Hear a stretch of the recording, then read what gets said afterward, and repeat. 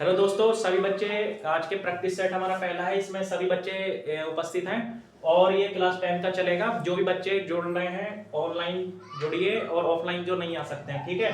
तो आपके सामने पहला क्वेश्चन लिखा हुआ है, 306 को 657 से भाग लगानी है, यानी कि एचसीएफ आपको निकालना है। इसका एचसीएफ कितना आएगा, ठीक है। और यूक्लिड विभाजन से निकालना है। तो यूक्लिड विभाजन क्या होती है, तो 306 से 657 को आप लगाएंगे भाग, तो क्या आएगा, तो 306 की आप 2 से मल्टीपल करिए, कितना आ जाएगा 612, ठीक है। 7 में से 2 गया 5, 5 में से गया 4, 45 आ गया।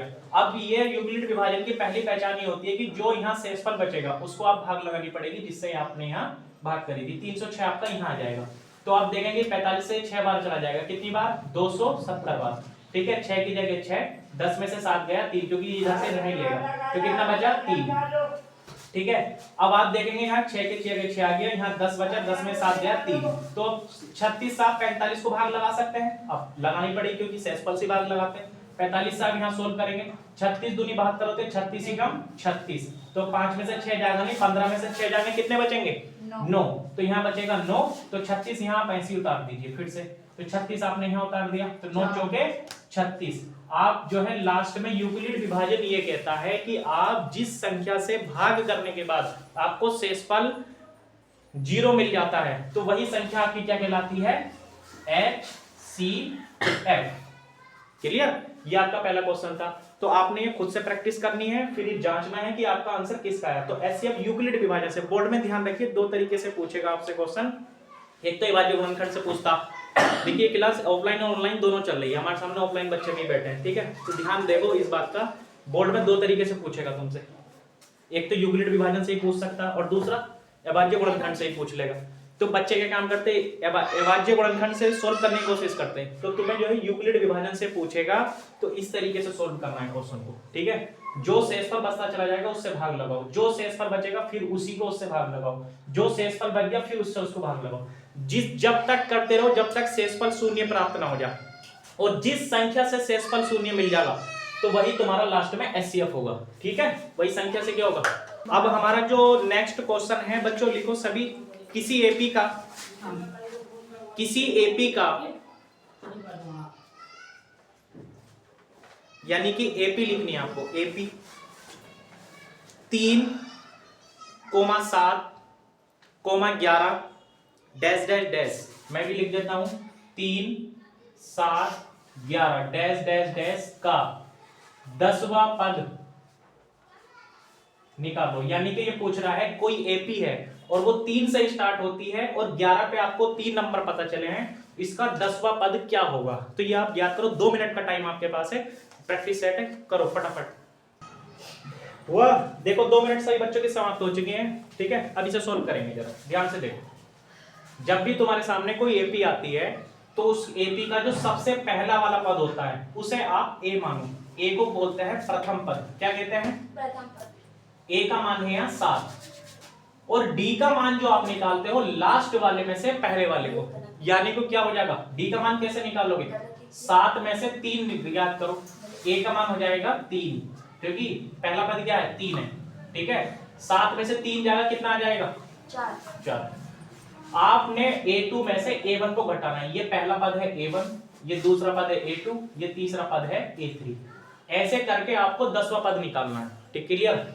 अब देखो इसमें आपने D का मान निकाल लिया, अब आपसे पूछ रहा है कि 10वां पद इसका क्या होगा, यानी कि A10 आपसे मालूम करना चाह रहा है कि A10 क्या होगा, ठीक है। तो A10 क्या होगा, ठीक, तो इसका 10वां पद आपको निकालना है, क्लियर। तो आपने करना है A10 is equal to A plus 9D, एक कम कर दो, किसी वजह से अगर आपको किसी भी एपी के अंदर आपको पहला पद और डी का मान क्लियर हो, यानी कि प्रथम पद और सार्वंतर याद होना चाहिए, तो आप उस एपी का कोई सा भी पद निकाल सकते हो। इसमें तुम्हें ए का मान भी क्लियर है, डी का मान भी क्लियर है, इसका मतलब अब तुम दुनिया का कोई सा भी नंबर निकाल सकते हो। यानी कि पहला पद 10वां पद मालूम कर रहा है, एक कम कर दो। किसी वजह से अगर वो तुमसे 100वां पद पूछता तो आप क्या करते, ए प्लस 99D कर दो, क्लियर बात है, ए प्लस 99D कर दो। तो एक कम करना है, तो A10 क्या करना, ए का मान कितना दे रखा है 3, 9 की जगह 9, 9 और डी में क्या रिलेशन है बताओ, गुणा का संबंध है, तो डी की जगह क्या आ जाएगा 4, ठीक है।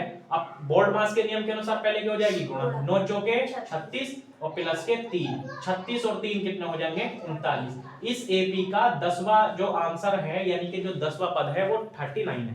क्लियर, ये यहां तक था ये के सामने इसको सॉल्व कर लिया था। अब इसका मैं दूसरा तरीका बताता हूं आपको, आप सोच रहे होंगे किस तरीके से करा, इसको विद एक्सप्लेन करके दिखाओ, ठीक है। ये मालूम कर रहे थे किसी एपी का जो 10वां पद है वो क्या है। पहले देखिए ये क्लास है प्रैक्टिस सेट वाली, तो इसमें ये तो है नहीं कि डिटेल से समझाऊंगा, डिटेल से भी मैं लेके चल रहा हूं जिस वजह से क्योंकि सिलेबस हमने कंप्लीट कर दिया। प्रैक्टिस सेट का मतलब होता है आपने सिलेबस कंप्लीट कर लिया है और अब आपका टाइम जनवरी में प्रैक्टिस सेट ही लगाने का है, ठीक है। अब पहला पद इन्होंने दिया था 3, फिर दिया था 7, फिर दिया था 11, यानी कि ये पहला पद है, ये दूसरा, तीसरा, 4, 5, 6, 7, 8, यहाँ 9, यहाँ 10 ले लिया हमने। क्लियर, यानी कि तीसरा पद ये कितने का अंतर चल रहा है इनके बीच में 4 का चल रहा है, 4 का यहाँ भी चल रहा है, यानी कि 4 जोड़ते चलो, 11 और 4 कितने हो जाएंगे 15, 15 और 4 कितने हो जाएंगे 19, 19 और 4 कितने हो जाएंगे 23, 23 और 4 कितने हो जाएंगे 27, 27 और 4 कितने हो जाएंगे 31, 31 और 4 कितने हो जाएंगे 35, 35 और 4 कितने हो जाएंगे 39। जो 10वां पद इसका मालूम करना चाह रहा था वो 39 इस तरीके से निकल जाएगा। क्लियर, सवाल को करने के हमेशा 2 तरीके अपने पास रखो, सॉलिड मेथड यही कहलाता, ठीक है। आपने फॉर्मूले से भी कर लिया, आपने जो है एक नॉर्मल विधि से भी कर लिया, जो पहले जमाने में चलते थे आई समझ में, पाइथागोरस के टाइम में या उस टाइम में तो जब इसी तरीके से करते थे, आई समझ में। अभी हमारा टाइम है, आगे बात समझ में, तो इस तरीके से करना है, ठीक है। अब नेक्स्ट क्वेश्चन की ओर चलते हैं और नेक्स्ट क्वेश्चन में लिखेंगे सभी बच्चे, ठीक है। नेक्स्ट क्वेश्चन लिखेंगे सभी बच्चे, लिखिए, ऑफलाइन ऑनलाइन दोनों वाले बच्चे लिखिए, क्लास दोनों मोड पे चल रही है, ठीक है। पॉइंट्स यानी कि बिंदु, बिंदु बिंदु ब्रैकेट में लिखिए 1,2, यानी कि जो बिंदु दे रखे हैं आपको वो दे रखे हैं बिंदु 1,2। क्लियर, और जो दूसरा बिंदु दिया है वो हमने, दूसरा बिंदु इसमें क्या है, दूसरा बिंदु है इसमें 4,6, बी वाला जो पॉइंट है वो है 4,6, ये ए का है।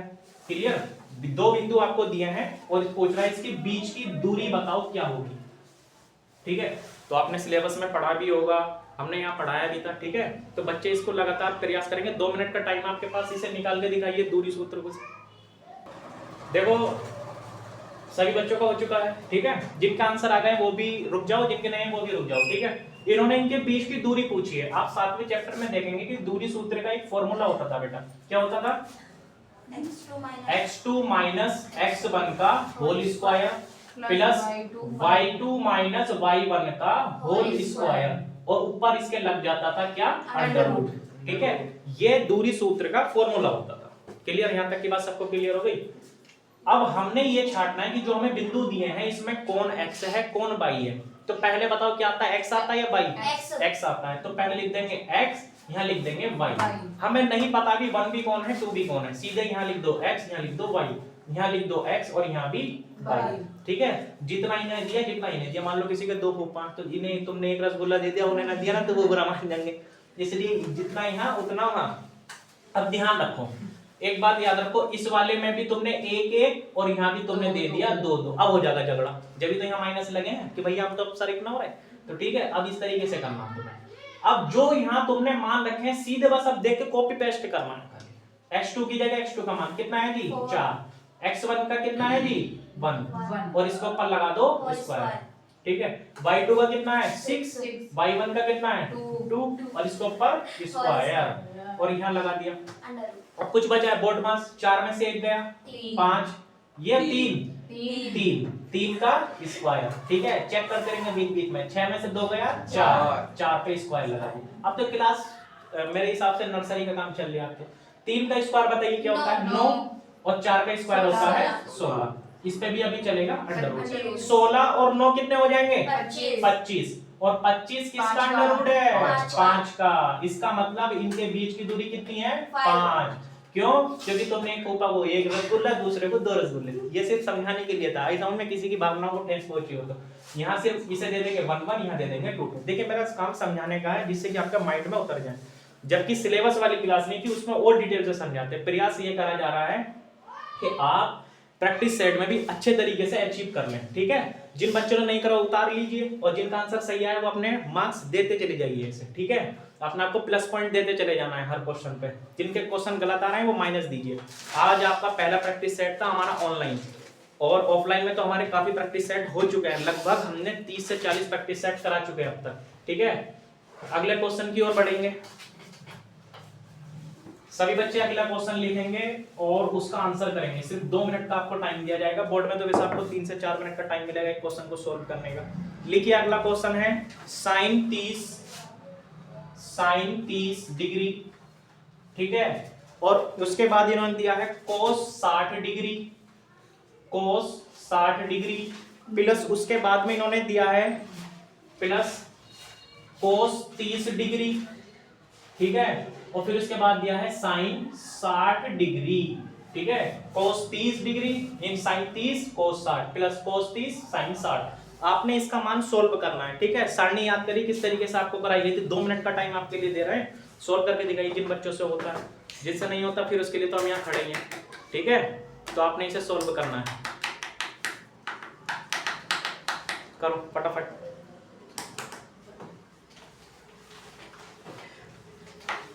ठीक है, इसे कर दो, सोल्व करो।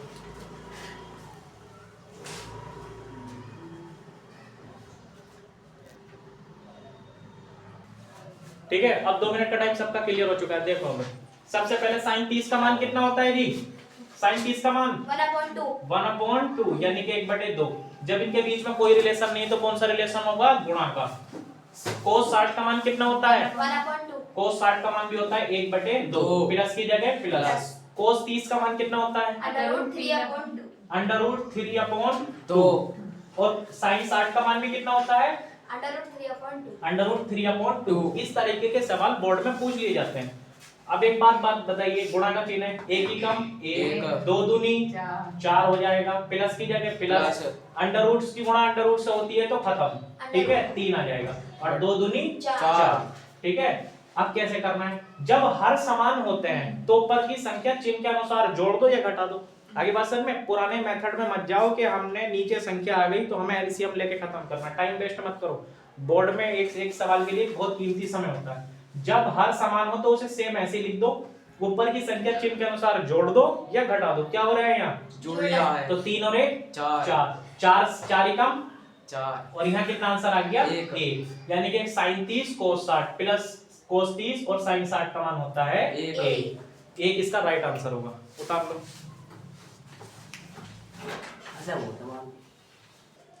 ठीक है, इस तरीके से सबने सवाल उतार लिया होगा, ठीक है। बढ़िया से तैयारी करनी है, ठीक है। अगला क्वेश्चन देखते हैं, अगला क्वेश्चन क्या है, ठीक है। मैं बोल रहा हूँ क्वेश्चन लिखो, ये भी बोर्ड में आया हुआ क्वेश्चन है। आज हमारा सेशन पूरा इसी बेस पर है, ठीक। वृत्त का क्षेत्रफल निकालना है, वृत्त का क्षेत्रफल यानी कि सर्कल एरिया निकालना है आपने। वृत्त का क्षेत्रफल ज्ञात करना है जिसकी त्रिज्या यानी कि रेडियस आपको r का मान दे रखा है 14 सेंटीमीटर, ठीक है। 14 सेंटीमीटर त्रिज्या वाले एक वृत्त का क्षेत्रफल ज्ञात करना है, ठीक। तो निकालिए, 2 मिनट का टाइम देते हैं आपको। वैसे तो 1 मिनट में हो जाना चाहिए। आपका टाइम समाप्त हुआ। अब देखें कैसे सोल्व करते हैं इसको, ठीक है। तो वृत्त का क्षेत्रफल है बच्चों, तो वृत्त का क्षेत्रफल बताएंगे क्या होता है। वृत्त का क्षेत्रफल बताओ। वृत्त का क्षेत्रफल होता है पाई r स्क्वायर, ठीक है। पाई हो गया और r स्क्वायर। पाई का मान क्या होता है? 22/7। इस प्रैक्टिस सेट में हमारे आलोक भाई बैठे जो कल के टॉपर थे, ठीक है। 22/7 और r की वैल्यू क्या रखी जाएगी? 14। और ये स्क्वायर का मतलब है कि ये दोनों वैल्यू, ये वैल्यू कितनी बार रखी जाएगी? 2 बार। 7 से मल्टीपल हो जाएगा, 7 दूनी 14। यहाँ हो जाएगा 22, यहाँ हो जाएगा 2 और यहाँ हो जाएगा 14। इन सबकी गुणा कर लो आपस में, ठीक है। तो आप यहाँ करोगे तो कितना हो जाएगा? 44 हो जाएगा, और यहाँ हो जाएगा 40। 14 चौका 56, हासिल लगे 5, और फिर ये हो जाएगा 616 सेंटीमीटर। यहाँ बच्चे गलती करेंगे, जब भी आपको क्षेत्रफल की बात रहेगा तो आपने स्क्वायर ही लगाना है। आपने अगर नहीं लगाते हैं तो अंडरस्टैंडिंग नहीं दिखेगी बोर्ड वाले को, तो आपके नंबर कटने के चांसेस हैं। तो इस वजह से कभी भी क्षेत्रफल की बात करता है तो आपने यूनिट के ऊपर स्क्वायर लगाना है, ठीक है। फिर बता रहे हैं वृत्त का क्षेत्रफल पाई आर स्क्वायर होता है। पाई की जगह पाई का मान, आर की जगह आर का मान, 2 बार इसलिए रखा क्योंकि इसके ऊपर स्क्वायर था। फिर सबको काट दिया, 7 दूनी 14, ये बचे इनकी आपने मल्टीपल करी 616, ठीक है। आप कहेंगे भैया दोबारा समझाओ, ये करो, तो ऑफलाइन में होता है। अगर नहीं समझ में आ रहा है तो वीडियो पीछे करो और देख लो दोबारा से, आई सामने। हमारे यहाँ ऑफलाइन वाले बच्चे बैठे हैं तो हमने धुरंधर बना ही रहे हैं, ठीक है। अगला क्वेश्चन लिखिए। अगले क्वेश्चन की ओर बढ़ा जा रहा है, तो इसमें कैसे करना है देखते हैं, ठीक है। देखते हैं अब अगला क्वेश्चन क्या है। देखो अगला क्वेश्चन बोर्ड में इस तरीके से आ जाता है, ज्यादातर आपके एनसीईआरटी में भी नहीं होता, ठीक है। मीन निकालने के लिए कहता है, यानी माध्य निकालने के लिए कहता है आपसे। तो कुछ संख्याएं लिखो, डाटा जैसा आपको दे देगा, डाटा 2, 4, 6, 8 और 10। इसका आपसे कह देगा मीन निकालो, यानी कि माध्य निकाल लिया आपने इसका, ठीक है। आपने इसका क्या निकालना है, मीन निकालना है, ठीक है। तो क्या हो जाएगा, तो इस तरीके से आपने बताना है। तो अब इसमें सोचना पड़ेगा कि किस तरीके से क्या होता है। देखो अब इसमें हम दिमाग लगाएंगे, तो सबसे पहले आपने करना है, ठीक है। आप भी करिए, पहले देखिए कैसे करते हैं। सबसे इसका फॉर्मूला होता है अंकों का योग बटे अंकों की संख्या। जब आपको कुछ और डिजिट नहीं दियो तो अंकों का योग बटे अंकों की संख्या, अंकों की संख्या। अब पहले तो ये बताओ अंक है कितने, 2 + 4 + 6 + 8 + 10। और ये टोटल अंकों की संख्या कितनी है, 5। सबको जोड़ो, 6 और 4 10, 10 और 2 12, और 12 और 8 20, 20 और 10 30, और 30 बटे में कितना हो गया, 5। और 5 से हमने इसको भाग लगाई तो कितना हो जाएगा, 6। 5 6 30। दूसरा इसका एक और तरीका था निकालने का, उसे और समझिए। दूसरा तरीका इसका ये था, शॉर्ट मेथड में अगर आपको ऑप्शन में सवाल आता है बोर्ड में रखा हुआ, अगर डिटेल में आता है तो आपको इस तरीके से करना है। ऑप्शन वाला आता है तो अगर उसे 10 सेकंड के अंदर करना है। अगर संख्याएं गिनो पहले, 1 2 3 4 5 है, ठीक है। अगर संख्याएं विषम लिखी हुई हैं तो आपने क्या काम करना है, जो सबसे बीच वाली संख्या होगी वही उसका मीन होगा, यानी माध्य होगा। 2 इधर छोड़ दो, 2 इधर छोड़ दो, जो बीच में होगा वही इसका माध्य। आंख बंद करके आप टिक मार के आ जाना, अगर गलत चला जाए तो हम यहाँ जिम्मेदार हैं, ठीक है। इस तरीके से कर लो। अगर ऑप्शनल में 1 नंबर में आता है तो आपने 10 सेकंड के अंदर ये जवाब लगाना है। 10 सेकंड क्या 5 सेकंड में लगाइए। और अगर 2 नंबर में 3 नंबर में आता है तो इस तरीके से करिए। सब चीजें आपको बताई जाएंगी, अभी पहला प्रैक्टिस सेट है, इस वजह से आपने हो जाएगा 3-4 दिन में आपका पूरा फ्लो बन जाएगा इसमें, ठीक है। अगला क्वेश्चन लिखिए। अगला क्वेश्चन लिखना है, द्विघात समीकरण के मूल ज्ञात कीजिए। द्विघात समीकरण के मूल ज्ञात कीजिए, ठीक है। आपने इस तरीके से इसे समझना है, द्विघात समीकरण के क्या ज्ञात करने हैं आपको, इसमें मूल ज्ञात करने हैं, ठीक है।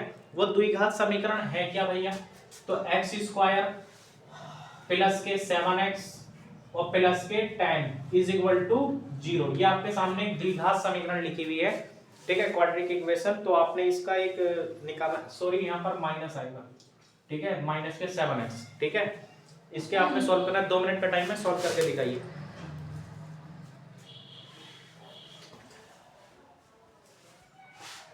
देखते हैं इसको किस तरीके से सॉल्व करा जाएगा। आपका टाइम समाप्त हो चुका है, ठीक है।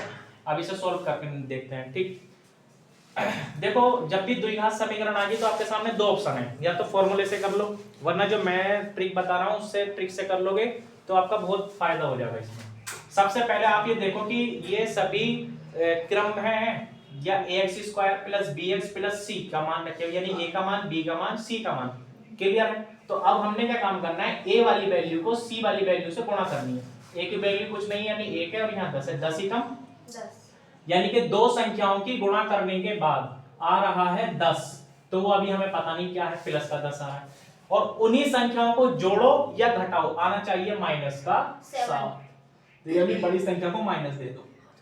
तो अब हमें ये संख्या सोचनी पड़ेगी कि वो संख्या क्या हो सकती है कि 2 संख्याओं को गुणा करने के बाद तो 10 आ जाए। और सिर्फ इस ट्रिक में यही अभी भारी लगेगी आपको, ये इसलिए है, अगर आपने यहाँ दिमाग लगा दिया तो आगे कुछ नहीं बचा इसमें, सिर्फ यही है, ठीक है।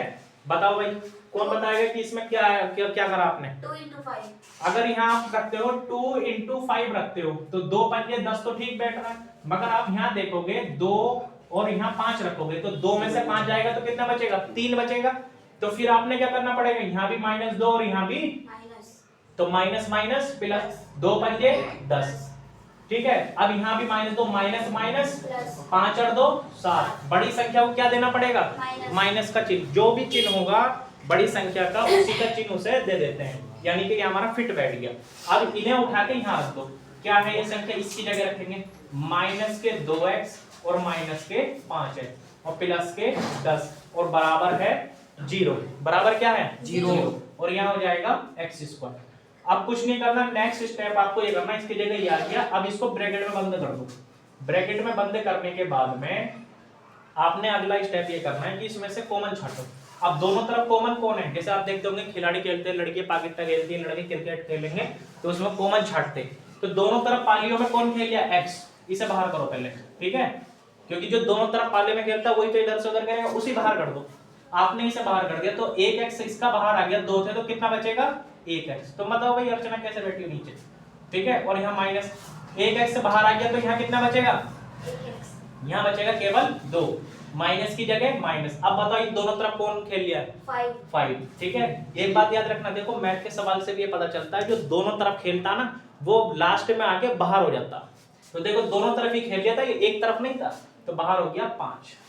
और ये जब 5 हो गया तो यहाँ रह गया x और यहाँ प्लस माइनस, अगर यहाँ प्लस है तो माइनस दे दो, माइनस माइनस प्लस हो जाएगा। 5 से 2 क्या हो जाएगा? अब यहाँ 2 कैसा है? या तो आप 5 से 10 को भाग लगा दीजिएगा, 2 बार गया, या ये सोच लो कि ब्रैकेट का मतलब गुणा है, 5 से अगर 2 को गुणा करूंगा 5 दूनी 10। रुक जाओ क्लियर? रुक जाओ क्या हुआ तुम्हारे?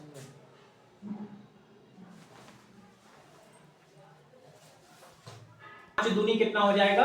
10 हो जाएगा। क्लियर? यहाँ तक की बात होगी। आज नेटवर्क इशू ज्यादा हो रहा है, ठीक है ना, इसलिए कटिंग आ रही है।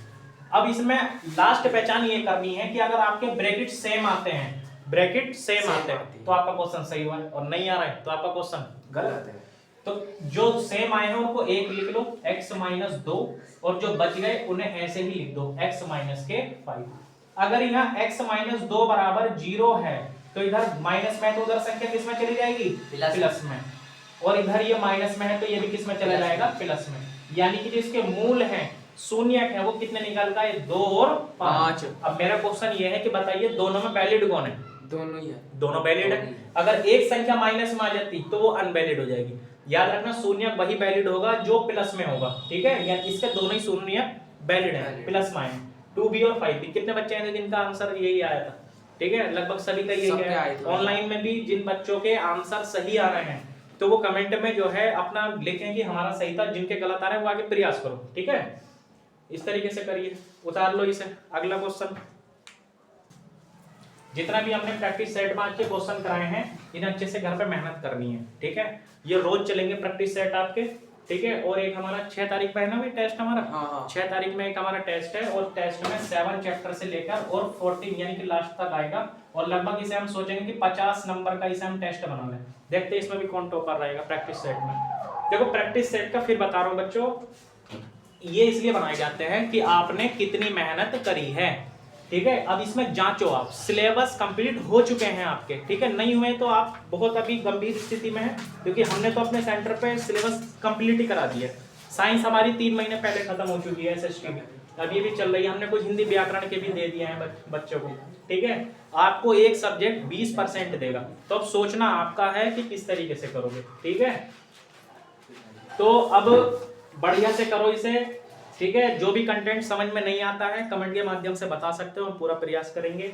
और अगर किसी बच्चे को कुछ पूछना है या कुछ भी करना है तो हमारी ऑफलाइन क्लास चलती है जसपुर में, तो उसमें भी पूछ सकता है, ठीक है। इस तरीके से कॉन्सेप्ट चल रहे हैं, रोज हमारे चलेंगे। और आपको ये प्रैक्टिस सेट समझ में आया है और आपको अच्छा लगा है तो वीडियो कमेंट के माध्यम से सब्सक्राइब करें, चैनल को शेयर करें।